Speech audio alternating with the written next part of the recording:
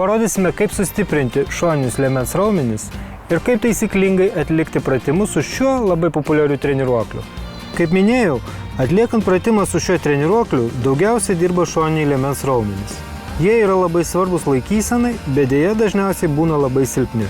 Šito treniruoklio dėka galima pastiprinti juos, tačiau reikėtų atkreipti dėmesį į raumenų jėgos balansą tarp šoninių liemens raumenų dešinės ir kairės pusės. Geriausia atlikti specialius testus, bet jei sportuojate savarankiškai, daugiau kartų pratimą kartokite tą kūno pusę, kurią jaučiate esant silpnesnį ir kurią atlikti pratimą galite mažiau kartų.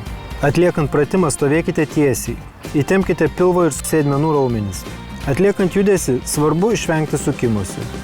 Nesulaikykite kvėpavimo, neįsisiūbuokite. Pratimas turi būti atliekamas iš jėgos, o ne iš inercijos. Pabaigus pratimą galima atlikti šoninių liemens raumenų tempimo pratimą prie lygiagrečių.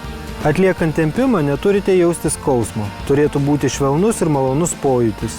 Stenkitės kuo labiau atsipalaiduoti. Judesys turėtų būti vientisas, jokių būdų nespiruokliuojant. Tempimas gali trukti apie 20 sekundžių. Kartokime po 2 kartus kiekvienai pusei.